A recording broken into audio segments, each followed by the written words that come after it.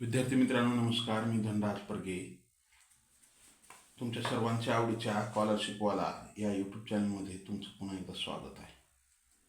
विद्यार्थी मित्रांनो, माय vision Navodaya admission राज्यव्यापी उपक्रम मोफत मार्गदर्शन या उपक्रमाअंतर्गत आम्ही इयत्ता 5वी नवोदय, 5वी स्कॉलरशिप, 4थी स्कॉलरशिप, 7वी स्कॉलरशिप, 8वी NMMS या सर्व शालेय स्पर्धा परीक्षांचे मोफत मार्गदर्शन करतो. ज्यांना या मोफत मार्गदर्शनाचा लाभ घ्यायचा असेल त्यांनी स्क्रीनवर दिसत असलेल्या 75 88 54 63 08 हा माझा व्हॉट्सअप क्रमांक आहे. त्यावरती मेसेज करा. त्यामध्ये तुमचं नाव आणि तुमचा वर्ग एवढी माहिती द्या. मी तुम्हाला त्या ठिकाणी त्या वर्गाच्या ग्रुपची लिंक देईन. लिंकद्वारे ग्रुपमध्ये जॉईन व्हा व दररोज लाईव्ह तासिका करत चला. आज आपण इयत्ता 7वी स्कॉलरशिप बुद्धिमत्ता चाचणी या विषयातील आकलन, भाषा ज्ञान, स्वाध्याय 1.2 नवनीत प्रकाशनाच्या पुस्तकातील हा या ठिकाणी अभ्यासणार आहोत. तर चला विद्यार्थी मित्रांनो, आजच्या तासिकेतील पहिला प्रश्न. परत एक वेळ सर्वांना स्कॉलरशिपवाला या यूट्यूब चॅनलमध्ये तुमचं पुन्हा एकदा स्वागत करतो. विद्यार्थी मित्रांनो, तुम्हा सर्वांसाठी हे चॅनल नवीन आहे. यावरती आपल्याला लाईव्ह तासिका लवकरच सुरुवात करायची. त्यासाठी सर्वांनी जास्तीत जास्त सबस्क्राईब करून घ्या, लाईक करा व आपल्या मित्रांना जास्तीत जास्त शेअर करा. आजच्या तासिकेतील पहिला प्रश्न काय? विषय आहे बुद्धिमत्ता चाचणी, घटक आहे आकलन, त्यामध्ये उपघटक आहे भाषा ज्ञान. आकलन घटकमधील उपघटक आहे भाषा ज्ञान. स्वाध्याय 1.2. या ठिकाणी काही शब्द दिलेत. म, न, क्र, दी या ठिकाणी काही आपल्याला शब्द दिलेत. या अक्षर दिलेत. अक्षरापासून बनणारा अर्थपूर्ण शब्द कोणता? शब्दसमूह दर्शवतो. अर्थपूर्ण शब्द आपल्याला या ठिकाणी तयार करायचा आणि तो कोणता शब्दसमूह दर्शवतो हे या ठिकाणी आपल्याला हे करायचं आहे. तर क्रमदिन, क्रमदिन नाही. आपण जर असं घेतलं, ह्याला दी हा घेतला, हा न, क्रम, दिनक्रम हा शब्द तयार होतो. यापासून काय तयार होतो? दिनक्रम हा अर्थपूर्ण शब्द तयार होतो. मग आता दिनक्रम हा शब्द कोणता शब्दसमूह दर्शवतो? नदीचं पाणी दर्शवतो का? नाही. मनाचा क्रम? नाही. दररोजचा ठरलेला कार्यक्रम म्हणजे आपला दिनक्रम.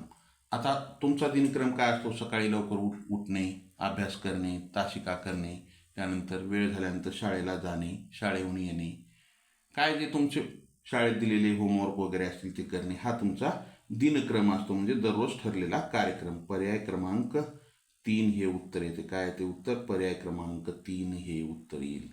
आलं का लक्षात? ज्यांचं आले त्यांचं अभिनंदन. पुढच्या प्रश्नाकडे जाऊ आपण. पुढचा प्रश्न आपल्यासाठी काय आहे? अवकाश स्थानक या शब्दातील अनुक्रमे कोणत्या क्रमांकाच्या अक्षरापासून कावळा या अर्थाचा शब्द तयार होतो? पहा, अ, व, का, श, स्था, न, क या शब्दातील अनुक्रमे कोणत्या क्रमांकाच्या अक्षरापासून कावळा या अर्थाचा शब्द तयार होतो? आता या ठिकाणी आपण जर पर्याय पाहिले, पहिला पर्याय 7 व 3. आपण ह्याला अनुक्रमांक देऊ 1 2 3 4 5 6 आणि 7. 7 नंबरचा काय आहे? क. 3 नंबरचा काय आहे? का. क, का यापासून काही बनतो का? तर यापासून काही बनत नाही. 7 व 3 यापासून कोणता बनतो का? नाही. मग त्यानंतर 3 व 6. 3 नंबरचा काय आहे? का. 6 नंबरचा नो, कान. कान हा कावळ्याचा समानार्थी शब्द आहे का? किंवा कान म्हणजे कावळा होतो का? नाही. 3 व 5. 3ला काय? का आहे. 5ला काय? स्था. का, स्था यापासून कावळाचा समानार्थी शब्द वगैरे बनतो का? नाही. आता राहिला 1. 3 व 7. 3ला काय? का. सातला काय क काक, काक म्हणजे कावळा, हा कावळ्याचा समानार्थी शब्द आहे. म्हणून उत्तर काय येतं? पर्याय क्रमांक 4 हे उत्तर येतं. काय येतं उत्तर? पर्याय क्रमांक 4. काक या शब्दाचा अर्थ काय होतो? कावळा. आलं? चला, पुढचा प्रश्न आपल्यासाठी. वृंद, पुंज, काफिला, ताटवा, बन या शब्दामध्ये पुढीलपैकी कोणत्या शब्दासाठी समूहदर्शक शब्द आलेला नाही? या शब्दामध्ये पुढीलपैकी कोणत्या शब्दासाठी समूहदर्शक शब्द आलेला नाही? आता पहा, फुले. आता फुलेचा समूहदर्शक काय होतो? फुलांचा ताटवा. फुलांचा ताटवा. ताटवा आलेला आहे का? इथं आलेला आहे. आलेला नाही म्हणते, म्हणजे हे उत्तर येईल का? नाही. बांबू. आता या बांबूचा समूहदर्शक शब्द काय होते? बांबूचे बन. फुलांचा काय तयार होतो? ताटवा. बांबूचं काय तयार होतं? बन तयार होतं. बन आलाय का? आलाय. मग हे येणार नाही. तारे. आता तारे या शब्दाचा समूहदर्शक शब्द काय होतो? तर तारे या शब्दाचा ताऱ्यांचा पुंज. मग हा पण आलेला आहे. आता गुरे. गुरांचा कळप असतो. गुरांचा कळप आहे का? वृंद, पुंज, काफिला, ताटवा, बन नाही. म्हणून उत्तर काय असेल? गुरे या शब्दासाठीचा समानार्थी आपले शब्द समूहदर्शक शब्द या प्रश्नात आलेला नाही. म्हणून उत्तर पर्याय क्रमांक 4 हे येईल. आलं? चला, पुढच्या प्रश्नाकडे जाऊ. प्रश्न क्रमांक 5. होता वेळ नव्हती पण काळ आली आला. होता वेळ नव्हती पण काळ आली आला या शब्दापासून अर्थपूर्ण म्हण तयार करा. म्हणीतील 8व्या स्थानावर कोणते अक्षर आहे? दिलेल्या ह्याच्यापासून आपल्याला एक अर्थपूर्ण म्हण तयार करायची. होता वेळ नव्हती पण काळ आली आला. आता याच्यापासून आपल्याला एक अर्थपूर्ण म्हण तयार करायची आहे. अगोदर म्हण तयार करू. तर पहा, याच्यापासून अर्थपूर्ण म्हण काय तयार होती? काय होते? काळ आला. काळ आला होता. काळ आला होता. पण वेळ आली नव्हती.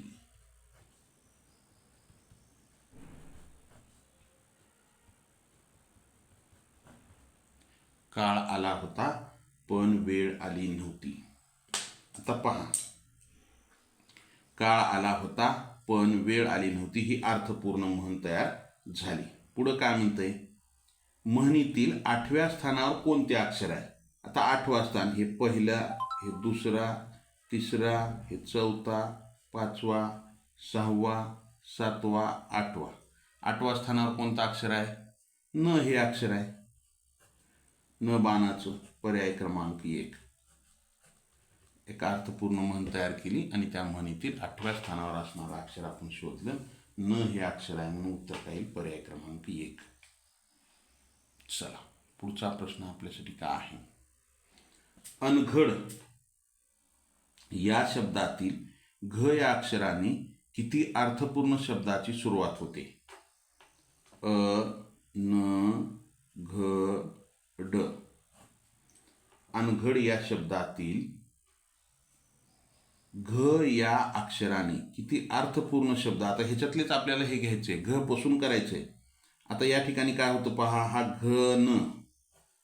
घन क्यूब. घन कसा असतो आपल्याला माहिती आहे. हा घन. त्यानंतर घ पासून घ न झाला. घ पासून तयार करायचे. घ सुरुवातीला घ्यायचे. घ न घेतला. घड हे घड आणि घ अ होतो का? नाही. तर मग काय होईल? दोन शब्द तयार होतात. एक, दोन. घड, केळींचा घड, पर्याय क्रमांक 2. दोन शब्द तयार होतात, पर्याय क्रमांक 2 हे उत्तर येते. आलं? चला, ज्यांचं आलंय त्यांचं अभिनंदन.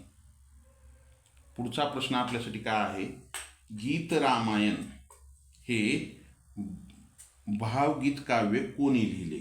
आता गीत रामायण हे भावगीत काव्य कोणी लिहिलेलं आहे? व्यंकटेश माडगूळकरनं लिहिलेलं आहे का? ग. दी. माडगूळकरनं लिहिलेलं आहे का? वि. वा. शिरवाडकरनं लिहिलेलं आहे का? अनंत काणेकर यांनी लिहिले? तर गीत रामायण हे ग. दी. माडगूळकर यांनी लिहिलेलं आहे. ग. दी. माडगूळकर, ग. दी. माडगूळकर यांनी लिहिलेलं आहे. पर्याय क्रमांक 2 हे उत्तर येते. काय येते? 2 हे उत्तर येते.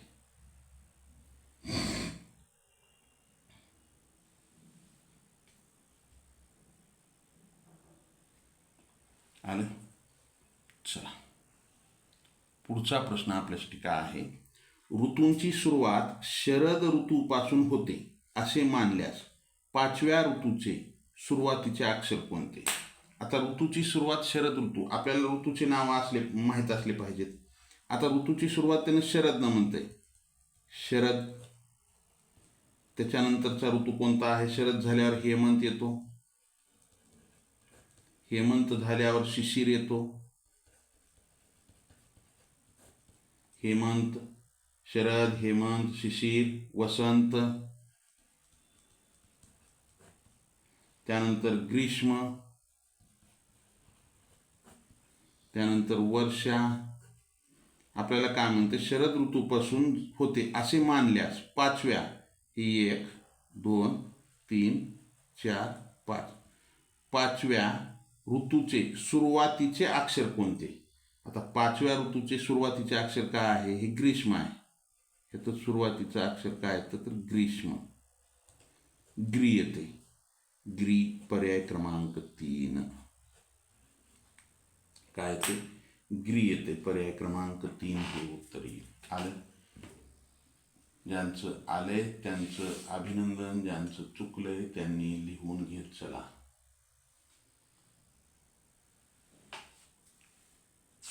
पुढच्या प्रश्नाकडे जाऊ आपण. वा, किती छान रांगोळी, सोमा म्हणाली. वाटतं आपण खरंच समुद्रकिनारी बसलो आहोत. या वाक्यात किती वेळा विरामचिन्हे आली आहेत? या वाक्यामध्ये किती वेळा विरामचिन्हे आली आहेत? पहा, या ठिकाणी वा हे अवतरण चिन्ह सुरू झालेलं आहे. इथं रांगोळीला संपलेलं आहे. आपण अवतरण, हे अवतरण चिन्ह कुठं आले? इथं एक आले, इथं आले. त्यानंतर वाटतं, इथं आले. पहा, इथं. हे अवतरण चिन्ह किती वेळा आले? 2 वेळा आलेलं आहे. अवतरण चिन्ह किती वेळा आलेलं आहे? 2 वेळा आलेलं आहे. त्यानंतर उद्गारवाचक चिन्ह. त्यानंतर या ठिकाणी हे उद्गारवाचक चिन्ह आहे. पहा, इथं. इथं एक आहे, इथं एक आहे. उद्गारवाचक. इथे एक आलेला आहे, इथे एक आलेला आहे. पुढं आहे का कुठं उद्गारवाचक चिन्ह? नाही. हे पण 2 वेळा आलेलं आहे उद्गारवाचक चिन्ह. त्यानंतर आता अवतरण चिन्ह झालं, उद्गारवाचक चिन्ह झालं. त्यानंतर काय आलेलं आहे? स्वल्पविराम, म्हणजे त्याला आपण कॉमा म्हणतो. स्वल्पविराम. आता हे स्वल्पविराम किती वेळा आलेला आहे? इथं एक आलेला आहे. त्यानंतर वा, किती छान रांगोळी, सोमा म्हणाली. वाटतं, हे का इथं वाटतं, इथं एक आहे. हे 2 वेळा आलेलं आहे. पुढं नाही यायला. मग आता हे अवतरण चिन्ह झालं, उद्गारवाचक झालं. त्याच्यानंतर स्वल्पविराम झालं, इथं आलं स्वल्पविराम. त्याच्यानंतर हे इथं पूर्णविराम. पूर्णविराम. पूर्णविराम इथं फक्त एकाच ठिकाणी आलेला आहे. पूर्णविराम किती वेळा आलेला आहे? 1 वेळा आलेला आहे. मग आता या ठिकाणी एकूण किती झाले? हे 2, 4, 6 आणि 1, 7. 7 विरामचिन्हे या ठिकाणी आलेले आहेत. पर्याय क्रमांक 2. वाक्यात किती वेळा विरामचिन्ह आले? 7 वेळा आलेली आहे. आलं? चला, सोपा प्रश्न आहे एकदम. पुढचा प्रश्न, पुरोगमी विचारसरणी असलेला भारत आधुनिकता, प्रगती आणि विकासावर भर देतो. या वाक्यातील कोणता शब्द शुद्ध स्वरूपात आलेला आहे? आता पहा, या ठिकाणी आपल्याला अशुद्ध रूप, शुद्ध रूप या ठिकाणी आपल्याला पहा.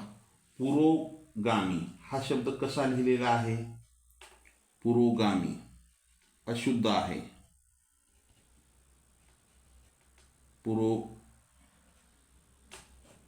हा कसा लिहायला पाहिजे होता? पुरोगामी असा लिहायला पाहिजे होता. बरोबर आहे. त्यानंतर पुरोगामी, त्यानंतर हे आधुनिकता, आधुनिकता, आधुनिकता हा शब्द कसा लिहायला पाहिजे होता? आधुनिकता हा शुद्ध रूप आहे ह्याचं. हे आधुनिकता हा शब्द अशा पद्धतीने लिहिला पाहिजे होता. त्यानंतर हा प्रगती शब्द, प्रगती आपण कसा लिहितो? त्याला दुसरी वेलांटी देतो आपण नेहमी. हे शुद्ध रूपामध्ये प्रगती असं लिहिलं जातं. त्यानंतर आणि, आणि हा शब्द नेहमी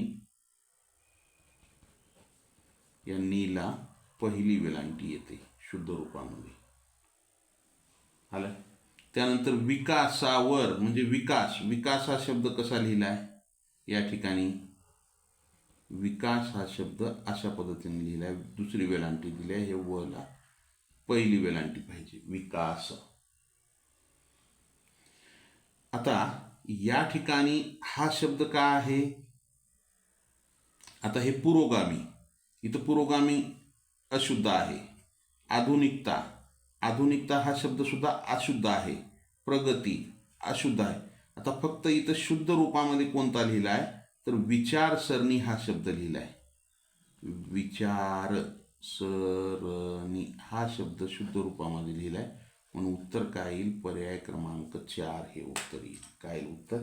पर्याय क्रमांक 4. आलं का लक्षात? चल, पुढचा प्रश्न आपल्यासाठी काय आहे? अ कादंबरी, ब कुचाळक्या, क कैवल्य, ड कृपासिंधू, ई कर्म दिलेल्या शब्दांचा आकार विल्य क्रम पुढीलपैकी कोणत्या पर्यायात आहे? आकार विल्य क्रम म्हणजे या ठिकाणी आपल्याला त्याचा क्रम लावायचा आहे. आता या ठिकाणी आकार विल्य क्रम जर लावला तर सर्वात अगोदर काय येते? क्रम, क्रम येते. ही ई कर्म, सॉरी क्रम नाही, कर्म. त्यानंतर काय येईल? हे अ कादंबरी, हे कादंबरी, हे इथं अनुस्वार येत नाही. कादंबरी, ई अ कुठं आहे? इथं आहे. मग आता हे दोन जर आपल्याला सापडले तर पुढचं शोधायची काही गरजच नाही आपल्याला. त्यानंतर काय येतो? ब येतो. कुचाळक्या, कुचाळक्या. त्यानंतर हा कुचाळक्या घेतला, त्याच्यानंतर कृपासिंधू येतो. ड कृपासिंधू. आणि त्याच्यानंतर क येतो कैवल्य. म्हणजे पर्याय क्रमांक 4 हे उत्तर येईल. काय येईल उत्तर? पर्याय क्रमांक 4. आलं? चल पुढं. जातृ अशत या अक्षरापासून बनणारा अर्थपूर्ण शब्द कोणता शब्दसमूह दर्शवतो? आता या ठिकाणी आपल्याला काय आहे माहिती आहे का? जा तृ अशत. आता यापासून आपल्याला कोणता अर्थपूर्ण शब्द तयार होतो? अगोदर हे पाहावं लागेल. कोणता शब्द तयार होईल यापासून? हे अ, जा, त, शत्रू, अजातशत्रू हा शब्द तयार होतो. आता अजातशत्रू अर्थपूर्ण शब्द तयार झाला. अजातशत्रू तो कोणता शब्द समूह दर्शवतो? म्हणजे अजातशत्रू आपण कोणाला म्हणतो? ज्याचा शत्रूच अद्याप कुणीच नाही किंवा तो जन्मलाच नाही शत्रू, असा अजातशत्रू. जुना शत्रू का नाही? कायम शत्रुत्व बाळगवणारा का नाही? ज्याचा शत्रूच अद्याप जन्मलेला नाही असा तो. पर्याय क्रमांक 3, ज्याचा शत्रूच नाही. आपण म्हणतो तो नेता किंवा ती व्यक्ती अजातशत्रू आहे, त्याला कोणीच शत्रू नाही. ज्याला खूप सारे शत्रू आहेत असा नाही. पर्याय क्रमांक 3 हे उत्तर येते. खूप सोपा प्रश्न आहे. प्रश्न क्रमांक 12 काय? हॉस्पिटल या इंग्रजी शब्दासाठी अनुरूप मराठी शब्द कोणता? देवालय होऊ शकते का हॉस्पिटलसाठी? नाही. मत्स्यालय, देव जिथं असतो तिथं त्याला देवालय, मंदिराला आपण देवालय म्हणतो. मत्स्यालय म्हणजे मत्स्य, माशा पाण्यात राहणाऱ्या, त्यांचा जिथं म्हणजे मत्स्यालय, तिथं वेगवेगळ्या जातीच्या माशा ठेवल्या असतात. म्हणजे एक संग्रहालय आपण पाहिल्यासारखं मत्स्यालयामध्ये पाहायला जातो, त्याला मत्स्यालय म्हणतात. नाही. ग्रंथालय, वाचनालय, ग्रंथालय ज्या ठिकाणी पुस्तकं असतात. नाही. तर रुग्णालय म्हणजे रुग्ण म्हणजे एखादी, समजा आता आपण रुग्ण दवाखान्यामध्ये जे दाखवायला जातात ते काय? रुग्ण असतात, त्याला रुग्णालय. ज्या ठिकाणी रुग्ण असतात त्याला रुग्णालय. तर रुग्णालयासाठी, हॉस्पिटलसाठी मराठीमध्ये रुग्णालय हा शब्द आहे, हॉस्पिटल हा शब्द इंग्रजी आहे. पर्याय क्रमांक 4 हे उत्तर येते. काय ते उत्तर? पर्याय क्रमांक 4 आलं. पुढचा प्रश्न, जर वाघाला सिंह म्हटले, पहा बरं का काय म्हणते. जर वाघाला सिंह म्हटले, सिंहाला हत्ती म्हटले, वाघाला काय म्हटलेलं आहे? सिंह म्हटलेला आहे. आणि सिंहाला काय म्हटलेलं आहे? हत्ती म्हटलेला आहे.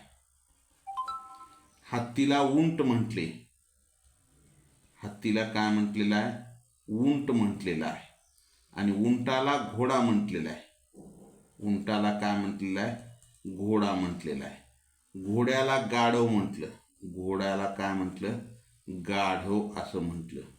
तर वाळवंटातील जहाज कोण? आता वाळवंटातील जहाज आपण कुणाला म्हणतो? तर वाळवंटातील जहाज हे आपण उंटाला म्हणतो. उंट हा वाळवंटातील जहाज असतो, उंट. मग उंटाला काय म्हटले इथं पहा? तर उंटाला घोडा म्हटलेला आहे. काय म्हटलेला आहे? घोडा म्हटलेला आहे उंटाला. म्हणून उत्तर काय येईल? पर्याय क्रमांक 4 हे उत्तर येईल. उंटाला काय म्हटलेलं आहे? घोडा म्हटलेला आहे. म्हणून उत्तर पर्याय क्रमांक 4. पहिला जर उंट जर घेतलो तर हत्ती, हत्ती वाळवंटात राहतच नाही. गाढव, गाढवाला इथं घोडा, घोड्याला गाढव म्हटले, घोडा असतो का तिथं? नाही. त्यानंतर हत्ती, सिंहाला म्हटलेला आहे, नाही. घोडा हे उंटाला म्हटलेला आहे. आणि वाळवंटातील जहाज हे उंट असतं. मग उंटासाठी या ठिकाणी शब्द काय दिलाय? घोडा. म्हणून उत्तर काय असेल? पर्याय क्रमांक 4 हे उत्तर येईल. पुढचा प्रश्न, अमितने प्राणी संग्रहालयामध्ये वाघ, सिंह, लांडगा, लांडोर, कोल्हा, हत्ती, माकड असे प्राणी बघितले. या प्राण्यामध्ये पुढीलपैकी कोणत्या भिन्नलिंगी प्राण्याचा उल्लेख आलेला आहे? आता या प्राण्यामध्ये भिन्नलिंगी म्हणजे आपल्याला पुल्लिंग 3 लिंग आहेत. पुल्लिंग, स्त्रीलिंग आणि नपुंसकलिंग. तर आपल्याला या ठिकाणी कोणता भिन्न लिंगी प्राण्याचा उल्लेख आलेला आहे? तर आता पहा, आता या ठिकाणी पहिलं काय? वाघ, वाघ हा पुल्लिंगी शब्द आहे. त्यानंतर सिंह हा पुल्लिंगीचा आहे. त्यानंतर लांडगा, लांडगा हा पुल्लिंगीचा आहे. लांडोर, लांडोर हा काय आहे? स्त्रीलिंगी शब्द आहे, त्याचा पुल्लिंगी शब्द मोर आहे. त्यानंतर कोल्हा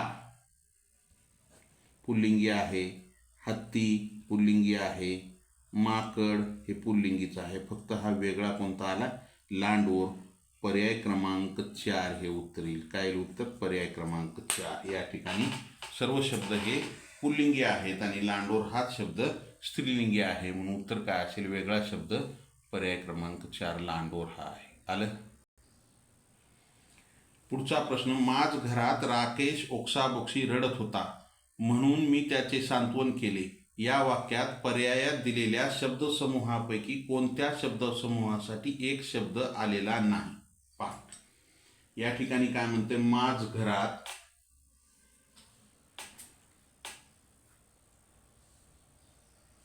राकेश ओक्साबोक्शी रडत होता म्हणून मी त्याचे सांत्वन केले. तो रडत होता त्याचे सांत्वन केले. कुठं? माझ घरामध्ये. कसा रडत होता? ओक्साबोक्शी रडत होता. या वाक्यात पर्यायातील दिलेल्या शब्दसमूहापैकी कोणत्या शब्दसमूहासाठी एक शब्द आलेला नाही? मोठ्याने हेल काढून रडणे. आता या ठिकाणी पहिलं काय आहे? माझ घरात. तर माझ घर कशाला म्हणतंय? घराच्या आतील खोली. घराच्या आतील खोली. इथं माझ घरात आलेलं आहे. मोठ्याने हेल काढून रडणे म्हणजे ओक्साबोक्शी रडणे, म्हणजे ओक्साबोक्शी रडणे. आता या ठिकाणी सांत्वन केले. सांत्वन हा शब्द कशासाठी? दुःखद प्रसंगी दिलेला दिलासा. एखादी दुःख झाले असेल तर त्या ठिकाणी आपण जातो आणि त्या ठिकाणी आपण त्यांना दुःखद प्रसंगी दिलासा देतो. समजा एखादी घटना घडलेली आहे तर आपण त्यांना काय म्हणतो? किंवा घटना तर घडून गेलेली आहे, आता पुढं काय ते आपण पाहू. बरोबर आहे. असं आता दुःख करत बसू नका. मग या ठिकाणी भावनांचा आवेश यासाठी या ठिकाणी पर्यायामध्ये शब्द आलेला नाही, म्हणून उत्तर काय असेल? पर्याय क्रमांक 3 भावनांचा आवेश हे उत्तर असेल. आलं? मोठ्याने हेल काढून रडणे म्हणजे ओक्साबोक्शी रडणे. इथं आलेला आहे शब्द. घराच्या आतील खोली म्हणजे माझ घरात आलेला आहे. भावनांचा आवेशसाठी नाही. दुःखद प्रसंगी दिलेला दिलासा म्हणजे सांत्वन. आलं? ज्यांचं आलंय त्यांचं अभिनंदन, ज्यांचं चुकलंय त्यांनी लिहून घेत चला.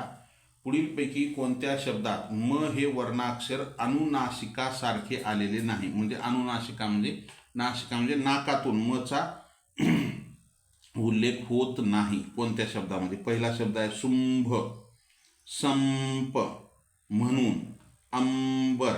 आता पहा, तुम्ही जर हे शब्द जर वाचले, शुंभ म येऊ लागले, इथं शुंभ मध्ये येऊ लागले.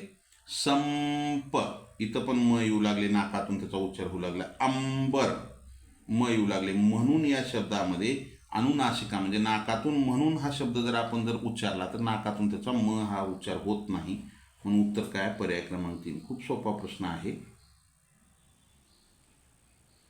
पुढच्या प्रश्नाकडे जाऊ. वनात एकीकडे गुंजारव, केकारव आणि कलरव तर दुसरीकडे घुतकार आणि गर्जना ऐकू येत होत्या. या वाक्यातून वनात राहणाऱ्या कोणकोणत्या सजीवांचा बोध होत नाही? पहा, कोणत्या सजीवांचा बोध होत नाही. आता पहा, हे या ठिकाणी गुंजारव, केकारव, कलरव, घुतकार, गर्जना हे शब्द हे कुणाचे आवाज आहेत? हे कुणाच्या आवाजाविषयी वापरले जातात? हे शब्द कुणाच्या आवाजाविषयी हे शब्द वापरले जातात? या ठिकाणी ध्वनीसाठी ध्वनीदर्शक शब्द कोणकोणते येतं? आता पहा, गुंजारव हे कशासाठी वापरलं जातं? कुणासाठी? मधमाशीसाठी. मधमाशीचा गुंजारव. बरोबर आहे. त्यानंतर केकारव, मोराचा हा ध्वनीदर्शक शब्द आहे. मोराचा केकारव. कलरव हा हंसाचा ध्वनीदर्शक शब्द आहे. कलरव. त्यानंतर घुतकार हा घुबडाचा आहे. कुणाचा आहे? घुबडाचा आहे. आलं? मग इथं मधमाशीसाठी आलेला आहे गुंजारव, हंसासाठी आलेला आहे कलरव, घुबडासाठी घुतकार आले. आता या ठिकाणी आलेलंच नाही. कुणासाठी आलेलं नाही? डासासाठी आलेलं नाही, म्हणून पर्याय क्रमांक 1 हे उत्तर येते. काय येते? डासाचा भुनभुन हा त्याचा ध्वनीदर्शक शब्द आहे. तो भुनभुन हा शब्द इथं आलेला नाही, म्हणून उत्तर काय असेल? पर्याय क्रमांक 1 हे उत्तर येईल. प्रश्न क्रमांक 18. धड चिंध्या एक भाराभर ना. धड चिंध्या एक भाराभर ना या शब्दापासून अर्थपूर्ण म्हण तयार करा आणि म्हणीचा योग्य अर्थ शोधा. पहा, एक नाही कामाचा आणि भाराभर चिंध्या असं आपण एक ना धड भाराभर चिंध्या असा आपण वाक्यप्रचार आहे. एक ना धड, एक ना धड भाराभर, हे ध आहे इथं, भाराभर चिंध्या. योग्य अर्थ काय? आता पहा, एक ना धड भाराभर चिंध्या याचा योग्य अर्थ काय होतो? सर्वच गोष्टी अपूर्ण असणे असा आहे. सगळे आहे म्हणजे भरपूर लोक आहेत तिथं घरामध्ये, समजा 5-6 माणसं लेकरं आहेत, पण एक बी कामाचा नाही, काम कोणीच करत नाही, सर्व आळशी आहेत. समजा खूप पसारा करणे नाही, भाराभर काम करणे नाही, सगळेच अपूर्ण असणे, काम पूर्ण कोणीच करत नाही. एक नाही धड सर्व भाराभर चिंध्या, एक ना धड भाराभर चिंध्या म्हणजे सगळेच अपूर्ण असणे. पर्याय क्रमांक 3. पसारा आवरणे येतं का? नाही. पर्याय क्रमांक 3 हे उत्तर येते. आलं. चला पुढच्या प्रश्नाकडे जाऊ आपण. आकाशाला स्पर्श करणारे उंच पहाड. आता आकाशाला स्पर्श करणारे उंच पहाड कशासाठी म्हटलं जातं? विशालकाय खडक, हिरव्यागार घाटी आणि वेगाने वाहणाऱ्या स्वच्छ पाण्याच्या नद्या ईशानला साद घालत होत्या. या वाक्यात गुणविशेषणे किती वेळा आली आहेत? या वाक्यामध्ये गुणविशेषणे किती वेळा आलेली आहेत? आता गुण, त्यांचे गुण, उंटासाठी काय म्हणते? आकाशाला, किंवा इथं काय म्हणते? आकाशाला स्पर्श करणारे उंच पहाड. तर उंच हे काय आहे? गुण विशेषण आहे. त्या पहाडाचं, पर्वताचं, डोंगराचं काय आहे? हे गुण विशेषण आहे. कसा आहे तो? उंच आहे. त्यानंतर विशाल काय खडक, विशाल काय हे काय आहे? गुणदर्शक शब्द आहे, त्याचं गुण विशेषण आहे. खडकाचं गुण विशेषण काय? तो विशाल काय. त्यानंतर या ठिकाणी हिरव्यागार, त्या ठिकाणी हिरव्यागार, त्या घाटी कशा होत्या? हिरव्यागार होत्या. आणि वेगाने वाहणाऱ्या स्वच्छ पाण्याच्या नद्या, स्वच्छ, ते नद्या कशा येतात? स्वच्छ आहेत. स्वच्छ हे त्याचं काय? गुणदर्शक आहे. मग किती शब्द आले? 1, 2, 3 आणि हे 4 शब्द आलेले आहेत. पर्याय क्रमांक 4 हे उत्तर येईल. काय उत्तर? पर्याय क्रमांक 4 आलं. चला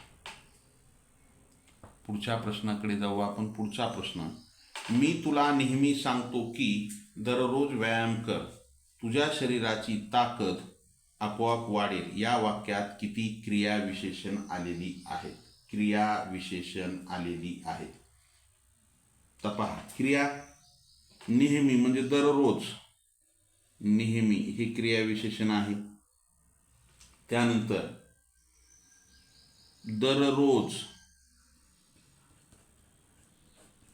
त्यानंतर आपोआप,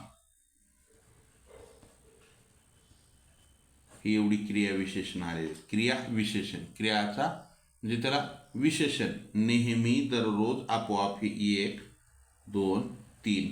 पर्याय क्रमांक 3 हे उत्तर येईल. किती आलेले आहेत? 3 आलेत. पर्याय क्रमांक 3 हे उत्तर येईल. आलं. चला पुढच्या प्रश्नाकडे जाऊ. कृष्णाकाठ, कन्हेचे पाणी, बलूत, स्मृतिचित्रे, जगाच्या पाठीवर, उपरा या यादीत पुढीलपैकी कोणत्या साहित्यकाच्या आत्मचरित्राचा उल्लेख आढळतो? आता पहा, कोणत्या साहित्यकाच्या आत्मचरित्राचा उल्लेख आढळतो? आता या ठिकाणी आपल्याला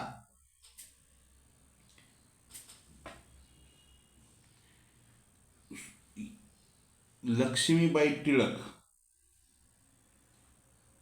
यांचं जे आत्मचरित्र आहे ते कोणतं आहे? लक्ष्मीबाई टिळकचं स्मृतिचित्रे हे लक्ष्मीबाई टिळक यांचं आत्मचरित्र आहे. कृष्णाकांत यशवंतराव चव्हाणांचं आहे. कन्हेचे पाणी हे आत्रेचं आहे. या ठिकाणी सुनीता देशपांडेचं नाही, दुर्गा भागवतचं नाही, तर काय? लक्ष्मीबाई टिळक यांचं आत्मचरित्र आलेलं आहे. पर्याय क्रमांक 4 हे उत्तर येतं. काय येतं उत्तर? पर्याय क्रमांक 4 हे उत्तर येतं. पुढचा प्रश्न काय आहे? गोष्टी सांगण्याचे कौशल्य मी घरी आईकडून शिकलो. या वाक्यातील शब्दाचा समानार्थी शब्द कोणत्या पर्यायात आहे? आता जानकी, जानकी कुणाला म्हटलं जातं?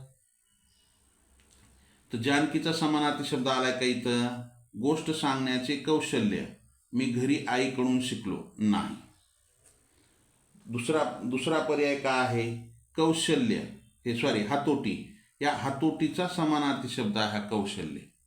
हातोटीचा समानार्थी शब्द का आहे? कौशल्य हा आहे. म्हणून त्याला एक कौशल्य प्राप्त आहे किंवा त्याला एक हातोटी आहे की त्या कामामध्ये तो खूप न चुकणारं काम करतो. हातोटी आहे त्या कामाची त्याला. उत्तर काय तर पर्याय क्रमांक 2. पुढचा प्रश्न, माझं खेडं अतिशय निसर्गरम्य आणि सुसंस्कृत होतं. घनदाट जंगल, दुथडी भरून वाहणारी नदी, निळे डोंगर, हिरवी रान. वरील वाक्यामध्ये अनुक्रमे नामे व विशेषणाची संख्या किती आहे? नामाची आणि विशेषणाची संख्या किती आलेली आहे म्हणते या वाक्यामध्ये. आता ह्याच्यामध्ये आपण नाम आणि विशेषण कोणकोणते आहेत पहा. खेड हे नाम आहे. खेड का आहे? नाम आहे. त्यानंतर अतिशय निसर्गरम्य आणि सुसंस्कृत होतं. घनदाट जंगल, जंगल हे सुद्धा का आहे? नाम आहे.